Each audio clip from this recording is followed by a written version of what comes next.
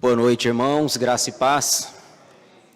Eu também quero cumprimentar os irmãos que nos acompanham pela live. Hoje eu estou um pouco afônico, a gripe eu acho que está querendo me pegar. Ontem à noite não dormi bem, tomei alguns remédios e passei o dia com a voz ruim. Então eu estou um pouquinho afônico hoje. Mas vamos lá, mas mesmo afônico, mesmo um pouco dodói, as figurinhas não podem faltar, né? Já são marca registrada. Muito bem, irmãos, nós vamos então começar o nosso estudo bíblico dessa quarta-feira, dia 30 de abril de 2025.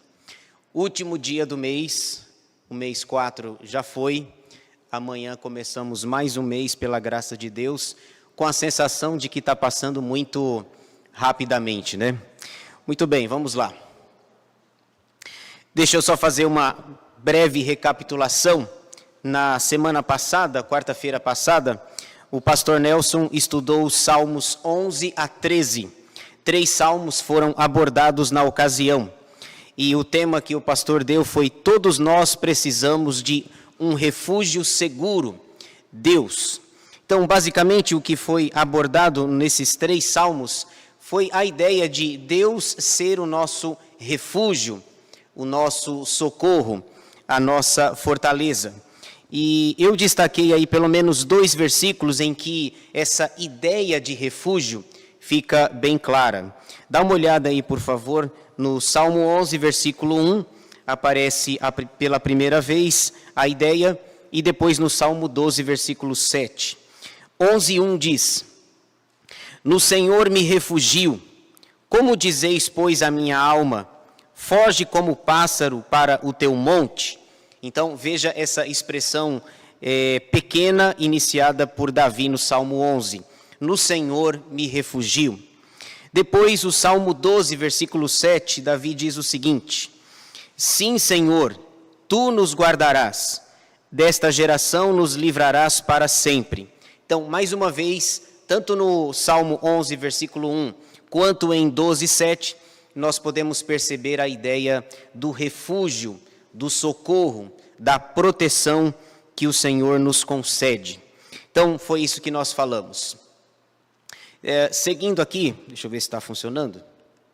Acho que não. Pode passar aí, por favor.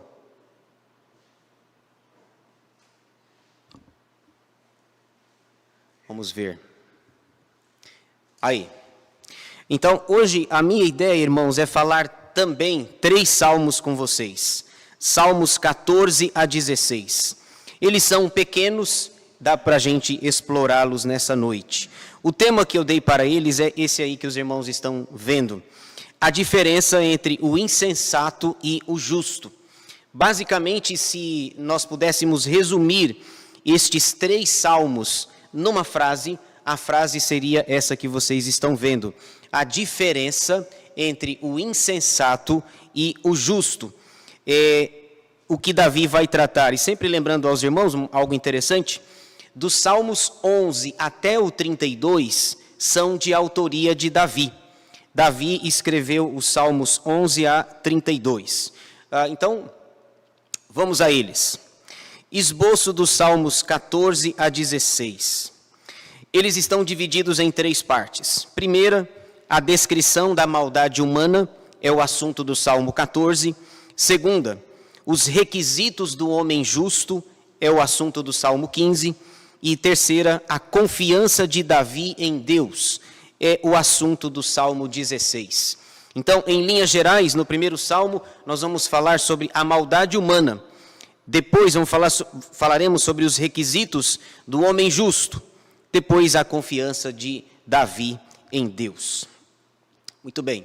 Então, vamos lá. Salmo 14, a descrição da maldade humana. Vamos ler aí, o texto é pequeno. Vale a pena a gente ler essa passagem da Escritura. Diz assim: ao mestre de canto, salmo de Davi. Diz o insensato no seu coração: não há Deus. Corrompem-se e praticam abominação. Já não há quem faça o bem. Do céu olha o Senhor para os filhos dos homens, para ver se há quem entenda, se há quem busque a Deus. Todos se extraviaram e juntamente se corromperam. Não há quem faça o bem, não há nenhum sequer. Acaso não entendem todos os obreiros da iniquidade, que devoram o meu povo, como quem come pão, que não invocam o Senhor? Tomar-se-ão de grande pavor, porque Deus está com a linhagem do justo. Meteis a ridículo o conselho dos humildes, mas o Senhor é o seu refúgio. Tomara de Sião viesse já a salvação de Israel. Quando o Senhor restaurar a sorte do seu povo, então exultará Jacó e Israel se alegrará. Muito bem, vamos considerar aqui alguns detalhes sobre o Salmo 14, a descrição da maldade humana. Começando aí pelo título, já é do conhecimento dos irmãos, que são 2 títulos. O título em negrito foi dado pela Sociedade Bíblica do Brasil, e a ideia do título em negrito é nos ajudar, mas às vezes esses títulos acabam nos atrapalhando. Então você tem o título em negrito e o título em itálico, que começa assim: Ao mestre de canto, Salmo de Davi. Então, Davi compõe o Salmo 14, falando sobre a maldade humana, e ele dedica este salmo, esta música, para um dos cantores lá do seu período, da sua época. Se você olhar com calma, por exemplo, lá em 1 Crônicas 25, versículo 1, aparece 3 personagens principais lá, que eles eram responsáveis pela música: Asaf, Emã ou Remã e Gedutum. Esses eram os 3 mestres da música mais conhecidos naqueles dias. Então, o Salmo 14 é dedicado ao mestre de canto, talvez a Asaf, a Remã ou Gedutum. É tudo o que nós sabemos sobre o contexto que envolve este salmo. Não sabemos se Davi estava sendo perseguido, é uma boa possibilidade, porque ele vivia sendo perseguido, ora por Saul e ora pelos seus inimigos, outros inimigos. Então ele vai falar aqui sobre a maldade humana. Veja só, o salmo está dividido em 4 partes. Primeira, a afirmação do insensato. Versículo 1, olha só. Diz assim: Diz o insensato no seu coração, não a Deus. Corromperam-se e praticam abominação. Já não há quem faça o bem. Numa versão mais antiga, talvez se você tiver uma versão mais antiga, aparece lá a palavra nécio, né? Diz o nécio no seu coração, não a Deus. Observem que é uma frase pequena, porém carregada de significados. Eles vivem, os homens, os ímpios, os insensatos, eles vivem como se Deus não existisse e como se eles não fossem prestar contas pela sua maldade, pela violência que praticam. Eles se corrompem, praticam abominação e eles estão distantes, longe de fazer o bem. Uma frase tão pequena, porém carregada de significados: não há Deus. Irmãos, e se você parte dessa premissa, desse pressuposto de que não há Deus, tudo é válido. Não tem Deus, não tem regra, não tem princípios, não há limites, não há barreiras. Essa é a vida do insensato, que é o contrário de sensato, de prudente, de sábio. Ele vive com essa máxima aqui: Deus não existe. Vivem como se Deus não existisse. Então, essa é a afirmação peremptória, curta e grossa do insensato: Deus não existe, não há Deus. Muito bem, a segunda parte, a procura de Deus. Versículos 2 e 3 diz assim: Do céu olha o Senhor para os filhos dos homens, para ver se há quem entenda, se há quem busque a Deus. Todos se extraviaram e juntamente se corromperam, não há quem faça o bem, não há nenhum sequer. Imaginem Deus olhando lá de cima do céu E para os filhos dos homens, e o salmista diz que Deus não encontra nenhum justo, nenhum sequer. Todos se extraviaram, se afastaram de Deus, porque a premissa inicial é que Deus não existe. E se Deus não existe, então os meus pressupostos começam a perder o seu senso moral, ético e assim por diante. Do céu olha o Senhor. E tem um outro texto que diz que os olhos do Senhor estão sobre toda a terra, contemplando os bons e os maus. Quando a gente fala aqui do céu olha o Senhor, essa é uma linguagem, né? Deus olhando, é uma linguagem antropomórfica, é atribuir alguma coisa para Deus, por exemplo. Deus é espírito, atribuir forma a Deus. Antropomorfismo e antropopatismo, que é atribuir sentimentos a Deus. Deus olhando lá do céu. Como é que ele olha? O texto fala que Deus olha lá do céu, é para eu entender, porque eu olho, eu tenho olhos. Então Calvino chama isso de uma linguagem de acomodação. É Deus balbuciando para que nós compreendamos a sua mensagem. Então Deus olha, Deus tem mão, Deus tem pé. O texto fala que Deus está assentado sobre a redondeza da terra. Então, atribuir formas humanas a Deus para que nós o compreendamos. Porque na nossa finitude e limitação não o entenderíamos. Então ele olha lá do céu, ele não vê nenhum justo. E é interessante que essas expressões, os versículos 1 a 3, eles são citados 2 vezes. Eu até coloquei ali para mostrar para os irmãos. Veja só, no Salmo 53, veja aí, acompanhe a leitura, por favor.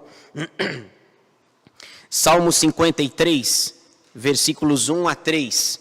Esse salmo é muito parecido. Vocês vão perceber que só tem uma diferença.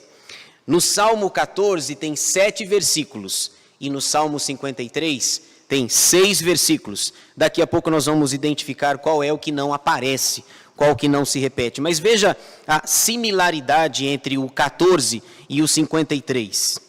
Salmo 53, versículos 1 a 3. Olha a semelhança. Nós temos uma informação a mais, inclusive lá no texto em itálico. Ao mestre de canto, salmo didático de Davi para cítara. Diz o insensato no seu coração. Essa é a premissa dele. Não há Deus. Corrompem-se e praticam iniquidade. Já não há quem faça o bem. Do céu olha Deus para os filhos dos homens, para ver se há quem entenda, se há quem busque a Deus. Todos se extraviaram e juntamente se corromperam.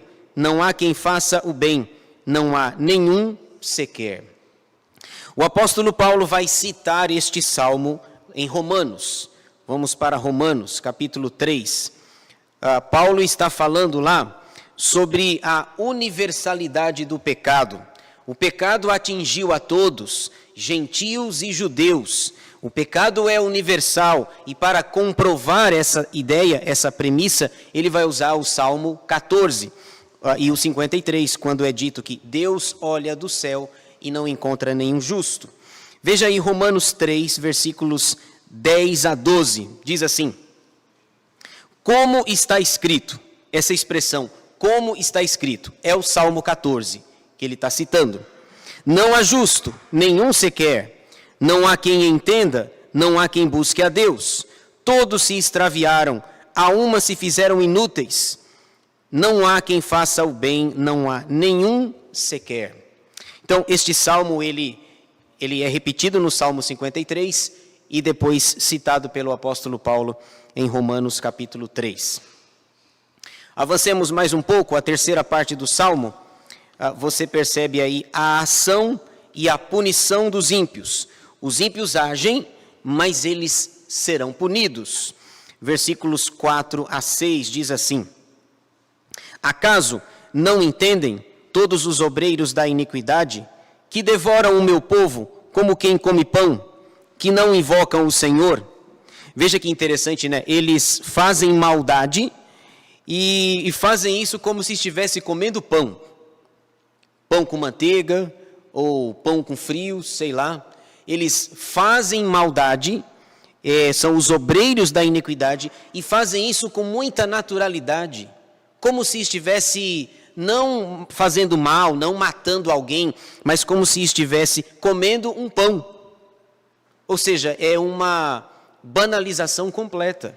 É a desvalorização da vida humana. A vida humana não vale nada, vale um pão. Um pedaço de pão. Eu prefiro bolo.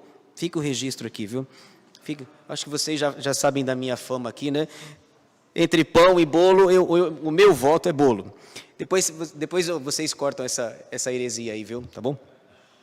Muito bem, vamos lá. Número 5. Tomar-se-ão de grande pavor, porque Deus está com a linhagem do justo. Meteis a ridículo o conselho dos humildes, mas o Senhor é o seu refúgio. Observem ali que eu coloquei no texto que esse trecho também é citado lá no Salmo 53. Vamos para lá novamente. Salmo 53, olha, é muito semelhante. A diferença entre o 14 e o 53 é que tem um versículo a menos. O versículo 6 do Salmo 14 não aparece no 53. Essa é a diferença. Vamos ler aí, 53, 4. Acaso não entendem os obreiros da iniquidade, esses que devoram o meu povo como quem come pão? Eles não invocam a Deus, tomam-se de grande pavor, onde não há quem temer, porque Deus dispersa os ossos daquele que te sitia. Tu os envergonhas, porque Deus os rejeita. E o versículo 6 é semelhante ao 7, lá do Salmo 14. Então, por duas vezes, a ênfase na maldade humana. E a quarta parte aí, a última do Salmo 14, é o desejo do salmista. Veja aí, 14, 7. Tomara de Sião viesse já a salvação de Israel. Quando o Senhor restaurar a sorte do seu povo, então exultará Jacó e Israel se alegrará. Veja que a palavra salvação ela é bem interessante aqui no versículo 7. Davi diz assim, olha, o meu desejo é que Deus nos salvasse logo. Que Ele nos trouxesse plena redenção, plena salvação. A salvação ela é realizada historicamente, cronologicamente, tanto no Antigo quanto no Novo Testamentos. E em sua última análise, eu coloquei ali, em sua última análise, a salvação está em Jesus. Veja o desejo dele, tomara de Sião viesse já a salvação de Israel. Onde está em última análise a salvação de Israel? No Messias prometido, em Jesus Cristo, que aliás ele é o seu ancestral. Tomara de Sião viesse já a salvação de Israel. Em última análise, esta salvação vem do Senhor Jesus. Uma expressão conhecida que ele cita aqui no versículo 7, né? Quando o Senhor restaurar a sorte do seu povo. Lembra?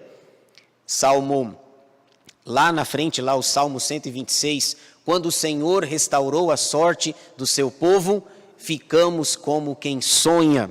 Então ele mostra esse desejo de salvação e que em sua última análise ela é revelada na pessoa de Jesus Cristo, da qual ele é o seu ancestral. E ele usa duas palavras aqui, Jacó e Israel, né? Jacó para se referir ao indivíduo, aquele enganador, aquele que passou um bom tempo da sua vida trapaceando, roubando o direito da primogenitura, e depois Israel, que Deus muda o nome dele, né? É mais ou menos como se Deus estivesse dizendo, não dá para você continuar se chamando Jacó. Não dá. Não dá para você ser trapaceiro, enganador, suplantador a vida inteira. Então ele diz, quando vier a salvação de Israel, quando a sorte for restaurada, Jacó como indivíduo e Israel como nação se alegrarão. Mas em última análise, Jesus é a salvação plena do povo de Israel e também da sua igreja. E a última frase ali, né, eu já citei, né, a diferença dos Salmos 14 e 53. Tem um versículo a menos. Lá no 53 não consta o versículo 6. Muito bem, vamos mais um aqui. Salmo 15. Os requisitos do homem justo. Você conhece esse salmo, bastante famoso, não é verdade? E eu gosto desse salmo porque a estrutura dele, eu vou citar rapidamente a estrutura e depois nós vamos ver os detalhes. O salmo, ele tá dividido em 3 partes. Uma pergunta, uma resposta, uma conclusão. Esse é o resumo do salmo de número 15. Uma pergunta, uma resposta detalhada e uma conclusão. Pergunta, quem pergunta quer saber, né? Uma pergunta, uma resposta e uma conclusão. Se não, vejamos aí o texto. Salmo de Davi. Quem, Senhor, habitará no teu tabernáculo? Quem há de morar no teu santo monte? Uma pergunta, a resposta e a conclusão. O que vive com integridade e pratica a justiça, e de coração fala a verdade. O que não difama com a sua língua, não faz mal ao próximo, nem lança injúria contra o seu vizinho. O que a seus olhos tem por desprezível ao réprobo, mas honra aos que temem ao Senhor. O que jura com dano próprio e não se retrata. O que não empresta o seu dinheiro com usura, nem aceita suborno contra o inocente. Quem deste modo procede, não será jamais abalado. Uma pergunta, uma resposta, uma conclusão. Veja aí, então, mais detalhado aqui. Então, a primeira parte aí, a pergunta do salmista. A pergunta do salmista é: quem, Senhor, habitará no teu tabernáculo? Essa palavra tabernáculo, né, literalmente tenda. Era a tenda móvel do povo de Deus. O templo não havia sido construído ainda na época de Davi. Aliás, a única coisa que nós sabemos do Salmo é que ele é de Davi. Não temos mais um contexto mais adequado. Tem um chute, eu vou falar, mas isso não é certeza. Vocês não precisam concordar com o que eu vou falar. Há quem diga que Davi escreveu o Salmo 15 quando ele vivenciou uma situação na vida dele. Lembra quando ele... Isso aqui é um chute, não temos certeza disso. Faz bastante sentido, mas eu vou colocar apenas no campo da hipótese. Mas é muito interessante a proposta.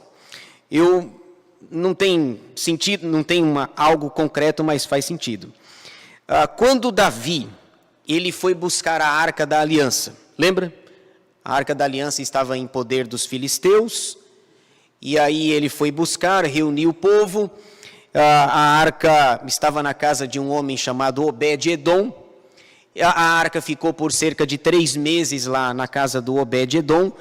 Davi ouviu dizer que a bênção do Senhor estava sobre a casa dele, e ele reúne uma comitiva e vai buscar a Arca da Aliança para Jerusalém.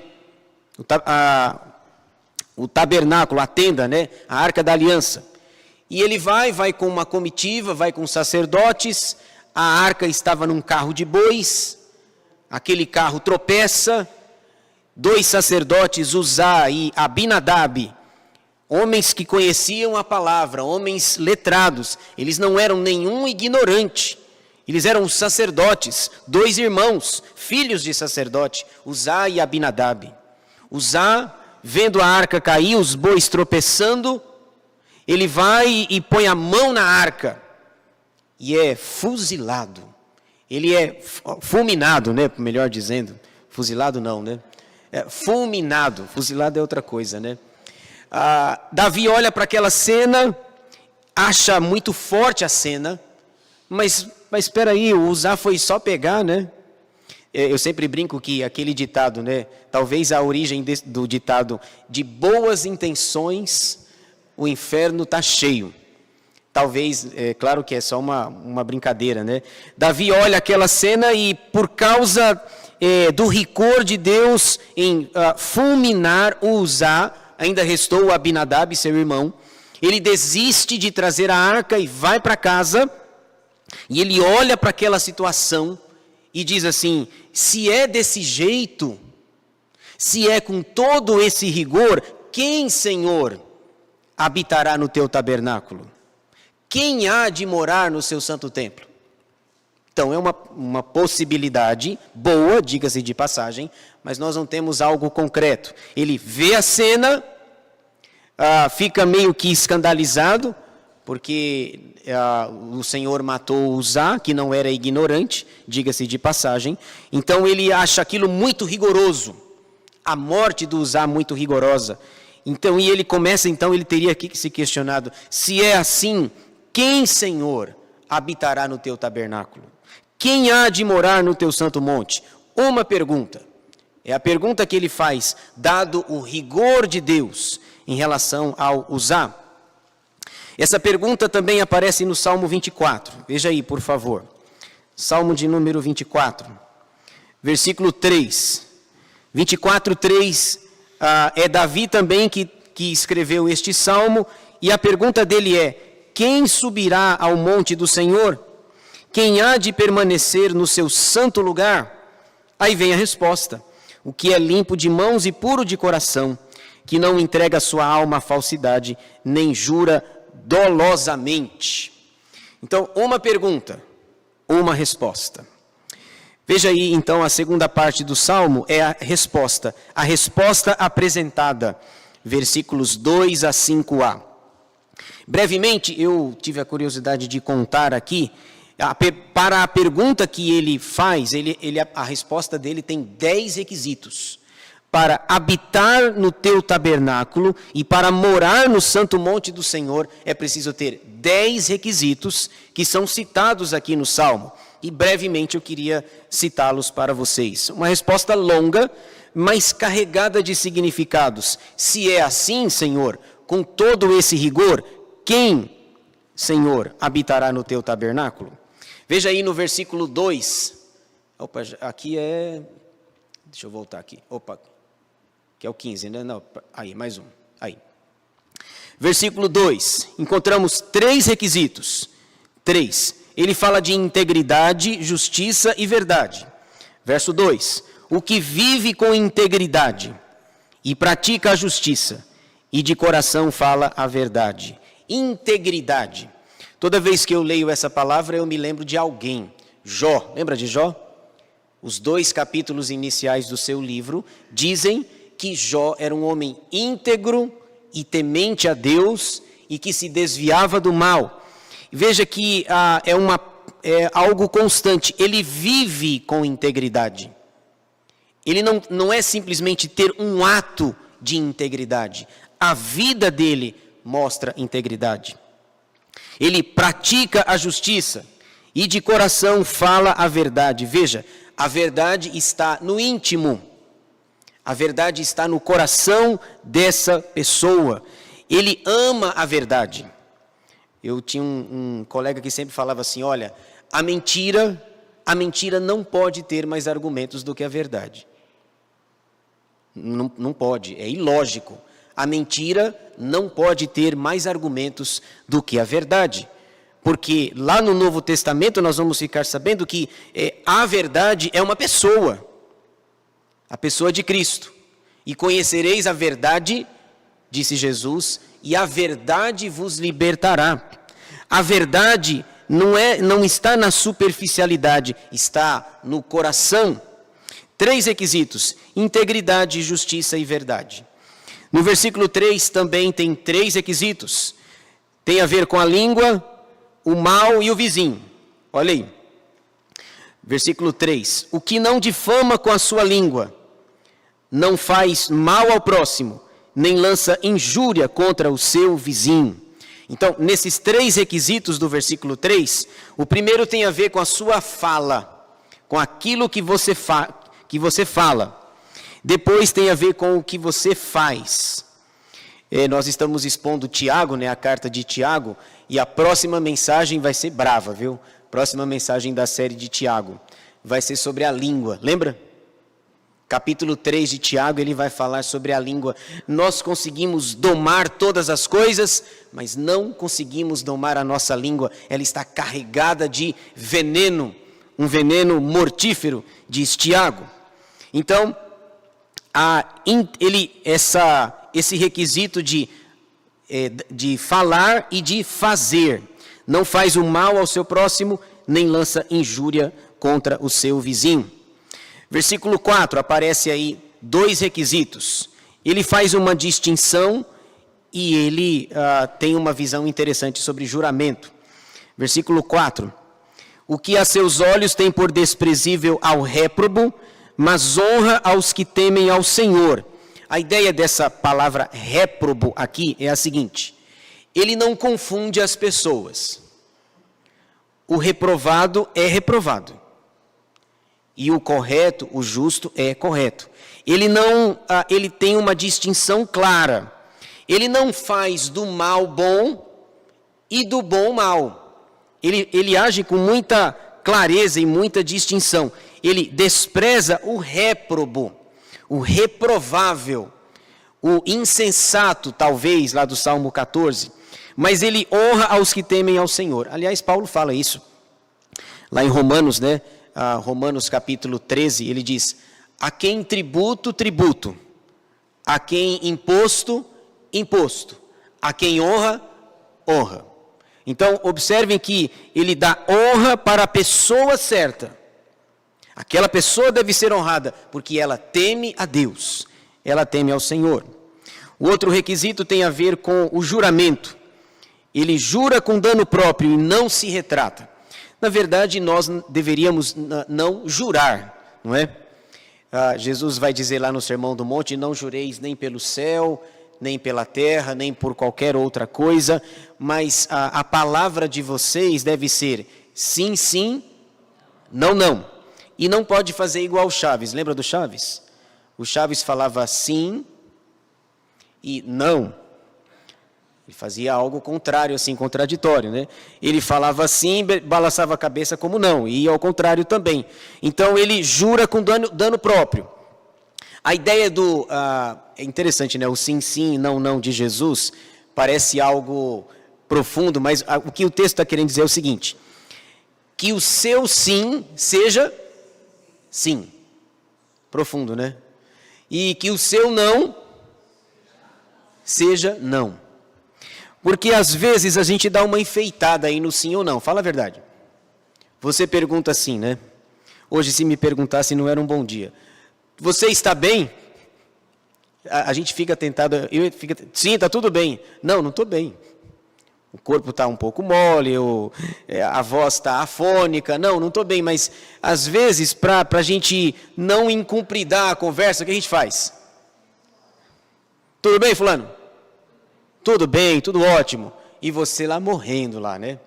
Você morrendo, se acabando. Isso porque você não está afim de conversa, você não quer prolongar o assunto. Então, parece algo simples, mas o que Jesus está dizendo é que o seu sim seja sim.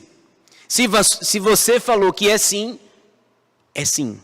E que o seu não seja não.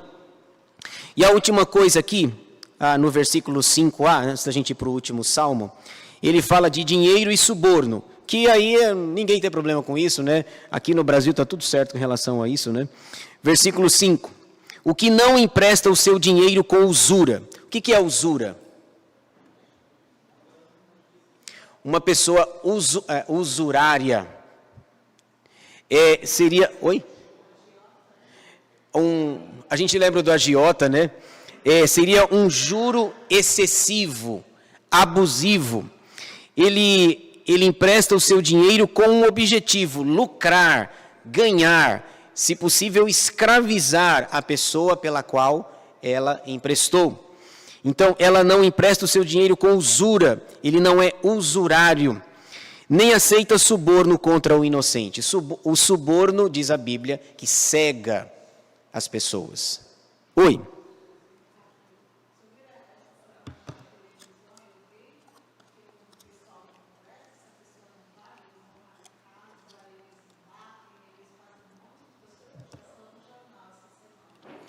Ah, é?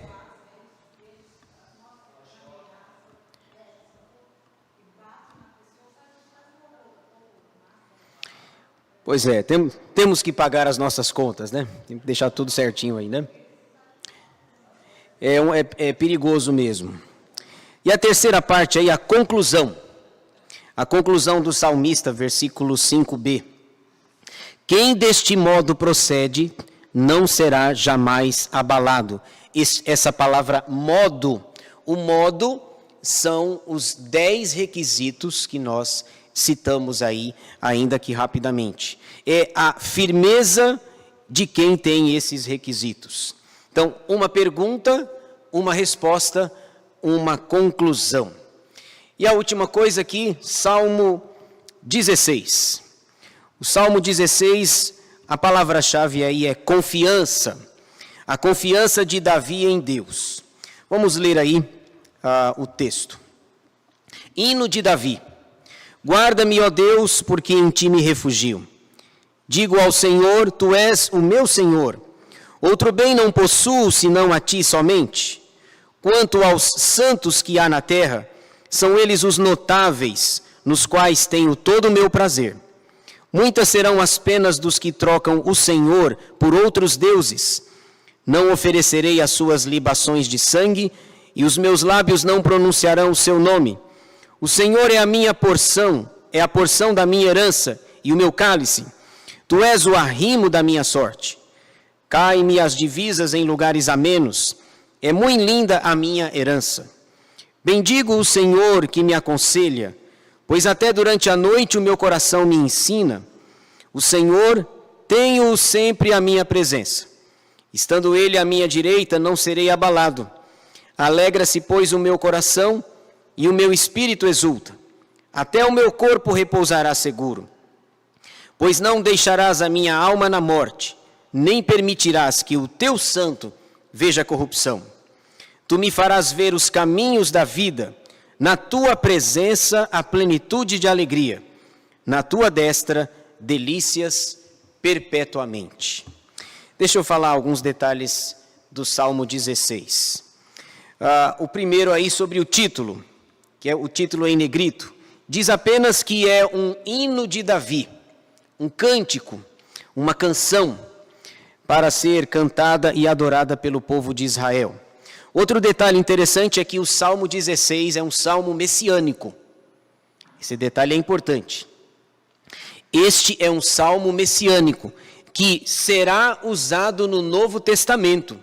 Esse salmo aponta para Jesus. E eu queria mostrar, tem uma palavra que não aparece o nome de Jesus aí, mas há uma referência, ainda que indireta, sobre a pessoa de Jesus. Veja aí no versículo 10, a palavra santo, está vendo aí? No versículo 10, pois não deixarás a minha alma na morte, nem permitirás que o teu santo veja corrupção. Santo com letra maiúscula, no meio da frase. Esse santo, se estivesse falando de uma pessoa comum, normal, estaria com letra minúscula. Mas esse santo com letra maiúscula aponta para algo posterior, para algo futuro. O Salmo tem o seu cumprimento em Davi, mas a sua extensão em Jesus Cristo. Esse santo, com letra maiúscula, é uma referência ao Senhor Jesus lá no Novo Testamento, a sua morte e a sua ressurreição. Davi, então, profeticamente, cerca de 1000 anos antes de Jesus nascer, escreve este hino, esta canção, e, portanto, nós temos aqui um salmo messiânico citado no Novo Testamento. Veja só, o salmo tem 5 partes, eu vou só citar aqui, né? E tem uma coisa que me chamou a atenção, talvez chame a sua também. Na primeira parte aí, o seu pedido a Deus. Versículos 1 a 3. O pedido é, guarda-me, ó Deus, porque em ti me refugio. Lembra-se que o pastor Nelson falou sobre os salmos 11, 12 e 13. E a temática dos 3 é refúgio. E mais uma vez ele vai nessa direção do refúgio, da confiança e da proteção no Senhor. Agora uma coisa que me chamou a atenção no versículo 2, veja só.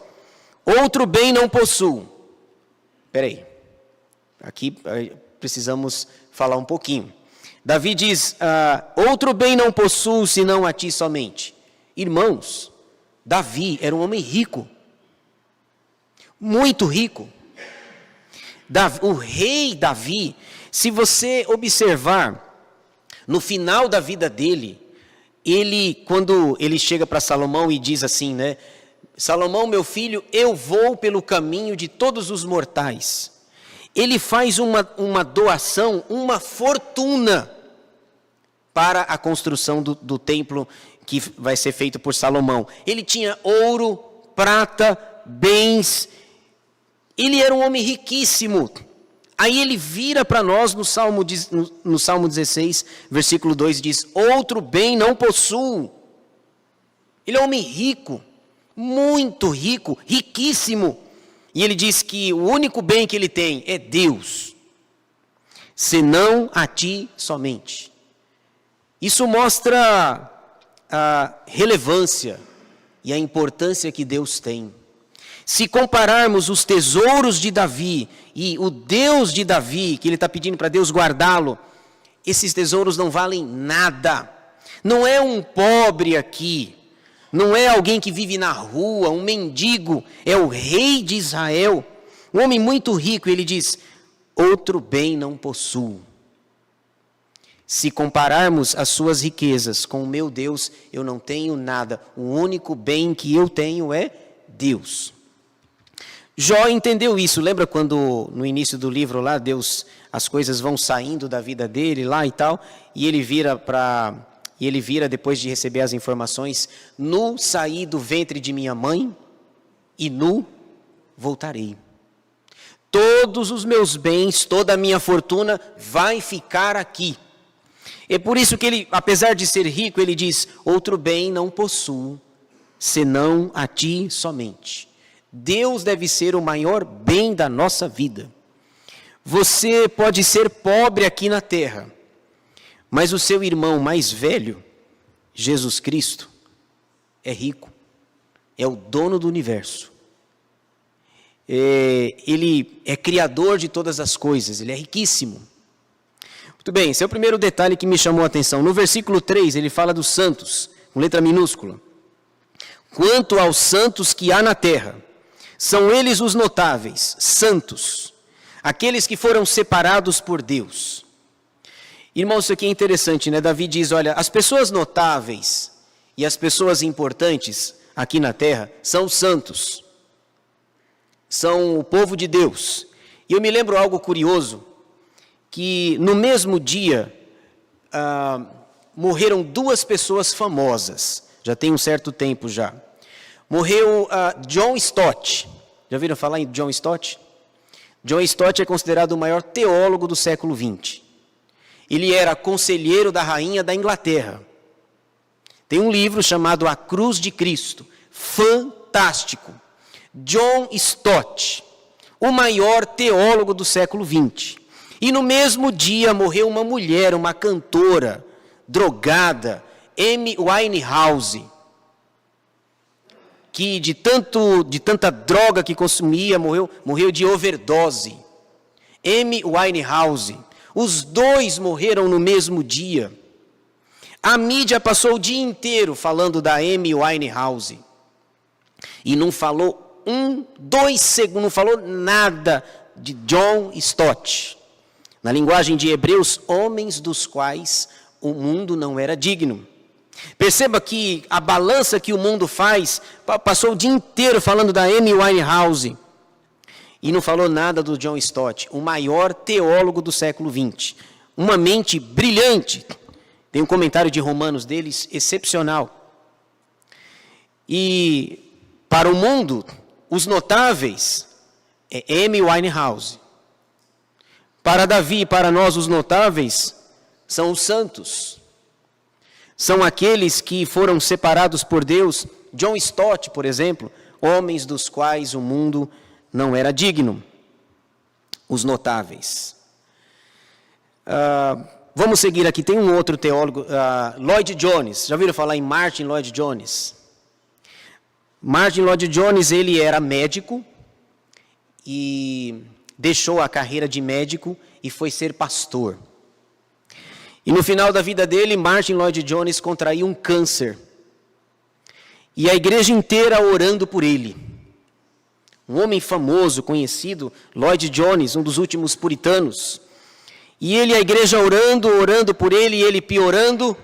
Um belo dia ele chegou no púlpito de sua igreja e, dada a sua situação, o seu câncer lá que não melhorava, ele pediu para a igreja: não orem mais por mim, não me detenham da glória. Ele disse isso no púlpito. Não orem mais por mim.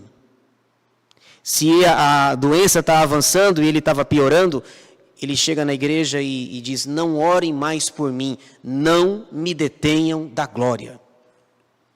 Se eu morrer, para onde que eu vou? Para a glória.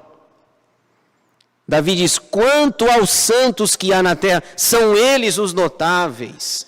É Lloyd Jones, é John Stott, não é Amy Winehouse e outras pessoas. Esse detalhe me chamou a atenção. Finalizando aqui, a segunda parte é a sua afirmação sobre os ímpios. Só para citar aqui o que vai acontecer com os ímpios, no versículo 4 ele é categórico. Ele diz: muitas serão as penas dos que trocam o Senhor por outros deuses. Quem vai para a idolatria, quem envereda nesse caminho, não vai se dar bem. Você sabe disso. A história do Antigo Testamento é aquela briga do povo de Israel, né? É Deus falando: olha, não adorem outros deuses, não se afastem dos meus caminhos. Muitas penas eles vão sofrer, aqueles que trocam o Senhor por outros deuses. E Senhor aqui com letras maiúsculas, não troque o Deus da aliança por outros ídolos, deuses que nada são. Terceira, a sua ação com o Senhor, versículos 7 e 8. Olha o que ele faz em relação a Deus. Bendigo o Senhor que me aconselha, pois até durante a noite o meu coração me ensina. O Senhor tem sempre à minha presença, estando Ele à minha direita, não serei abalado. Ele mostra a sua comunhão com o Senhor. Quarta parte, a sua ordem para si mesmo. Ele trabalha consigo mesmo agora no versículo 9. Alegra-se, pois, o meu coração e o meu espírito exulta, até o meu corpo repousará seguro. Acho que é Salomão que diz que o coração alegre aformoseia o rosto. O coração alegre aformoseia o rosto. E finalmente os versículos que serão citados lá, especialmente o versículo 10, a sua firme convicção. Pois não deixarás a minha alma na morte, nem permitirás que o teu santo veja a corrupção. Uma referência a Jesus Cristo. Vamos lá para o Novo Testamento, para a gente fechar aqui. O livro de Atos mostra a citação deste salmo como se referindo à pessoa de Jesus. Veja aí Atos 2, versículos 25 a 28. Quem está falando é Pedro. O apóstolo Pedro está falando. E ele está citando o Salmo 16. Veja só. Atos 2, versículos 25 a 28. Você pode observar na sua Bíblia que até a diagramação do texto está um pouco diferente, né? Está um pouco diferente para justamente mostrar a citação. Versículo 25. Porque a respeito dele, diz Davi: diante de mim via sempre o Senhor, porque está à minha direita, para que eu não seja abalado. Por isso se alegrou o meu coração, e a minha alma e a minha língua exultou. Além disto, também a minha própria carne repousará em esperança. Salmo 16. Porque não deixarás a minha alma na morte, nem permitirás que o teu santo, letra maiúscula na palavra santo, veja a corrupção. Fizeste-me conhecer os caminhos da vida, encher-me-ás de alegria na tua presença. Agora volte para o versículo 11 do Salmo 16. Ele vai falar de alegria, de presença de Deus. 16, 11. Tu me farás ver os caminhos da vida. Na tua presença há plenitude de alegria. Na tua destra, delícias perpetuamente. Alegria verdadeira, delícias verdadeiras, somente em plena e absoluta e total comunhão com o Senhor. Temos ainda ali Atos 13, Veja só, Atos 13, 35, nós temos aí novamente a citação do Salmo 16. Atos 13, versículo 35. Veja só, a citação do Salmo 16. Por isso, também diz em outro salmo, não permitirás que o teu santo veja corrupção. E novamente a palavra com letra maiúscula, referindo-se a Jesus. Então nós temos aqui o Salmo 16, um salmo messiânico, apontando para o Senhor Jesus. E Paulo também vai citar lá em 1 Coríntios 15, 4, salvo engano, ele vai falar que Jesus morreu segundo as Escrituras pré-anunciavam. E Jesus ia ressuscitar segundo as Escrituras pré-anunciavam. Quais Escrituras? Salmo 16, versículo 10. Pois não deixarás a minha alma na morte, nem permitirás que o teu santo, letra maiúscula, veja corrupção. Para fechar aqui algumas aplicações, o que isso tem a ver com a nossa vida? E brevemente eu peguei uma aplicação de cada salmo de forma prática para a nossa vida. O que podemos aprender dos Salmos 14 a 16? Destacamos 3 lições importantes para nós. Primeira, Deus é o refúgio dos humildes. Deus é o nosso refúgio, irmãos. Ele não nos desampara. Ele prometeu estar conosco, não foi assim que ele falou? Lá no final do ministério dele, ele disse, e eis que estou convosco todos os dias até a consumação dos séculos.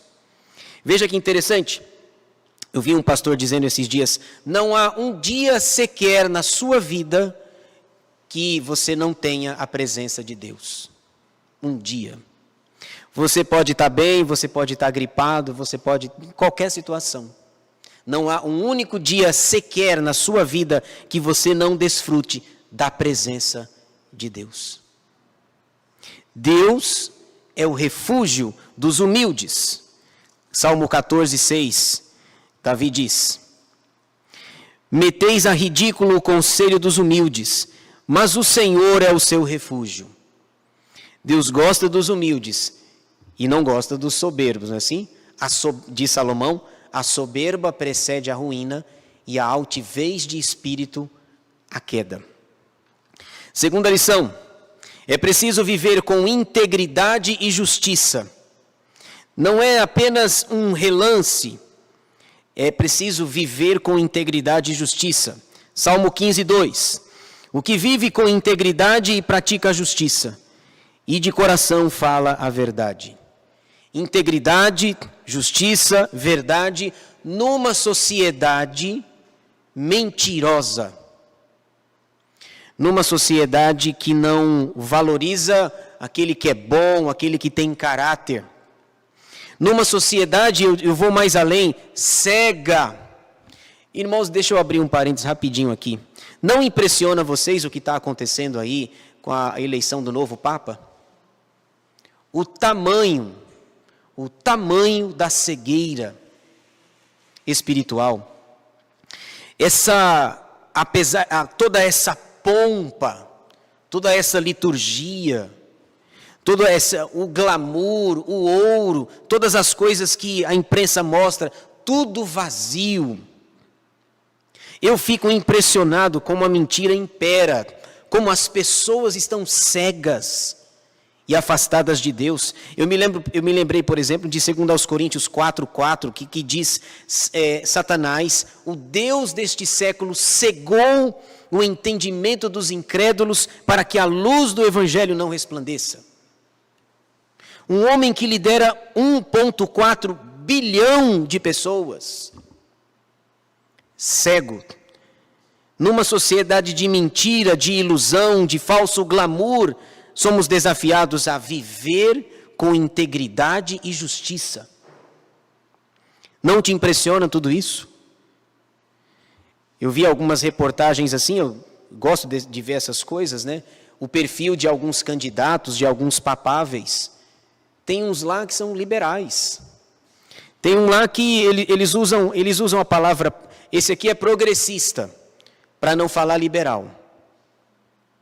Tem o conservador, e o conservador é aquele que guarda a doutrina. Aí tem o equilibrado e tem o progressista. Vai ganhar o progressista, está na cara. Dos 135 votáveis, o Papa Francisco elegeu 108. Escolheu 108. Já tem maioria, precisa de 90. Vai ganhar o progressista, traduzindo, liberal. Roma de volta aos romanos, é a conversa que se fala por aí. Numa sociedade de mentiras, Davi diz que é preciso viver com integridade e justiça. Terceira, andar em comunhão com Deus. Essa é a terceira lição. Andar em comunhão com Deus. Salmo 16:8. O Senhor tenho sempre a minha presença. Estando Ele à minha direita, não serei abalado. Irmãos, comunhão com Deus é um desafio, né? A gente tem um dia tão agitado, tão cheio de atividade, que se deixar o dia passa e a gente faz tudo, menos ter comunhão. Menos parar um pouquinho para ler a Bíblia, para fazer a oração. Davi diz, o Senhor tenho sempre a minha presença. Andar em comunhão com Deus. Eu lembrei de um homem que teve tanta comunhão com Deus que nem morreu. Lembra quem foi? Enoque. Diz o texto lá em Gênesis 5, 21, 22, alguma coisa assim, falo de cabeça. Diz que Enoque andou com Deus e já não era, porque Deus o tomou para si. É como se Deus dissesse, vem Enoque. A Bíblia fala que o salário do pecado é a morte. E o Enoque não recebeu o salário merecido. Só teve ele mais um, né? O Elias, que também foi vivo para o céu. É preciso andar em comunhão com Deus. É isso que eu queria passar para os irmãos. Salmos 14-16, a diferença entre o insensato e o justo. Alguma pergunta? Algum comentário?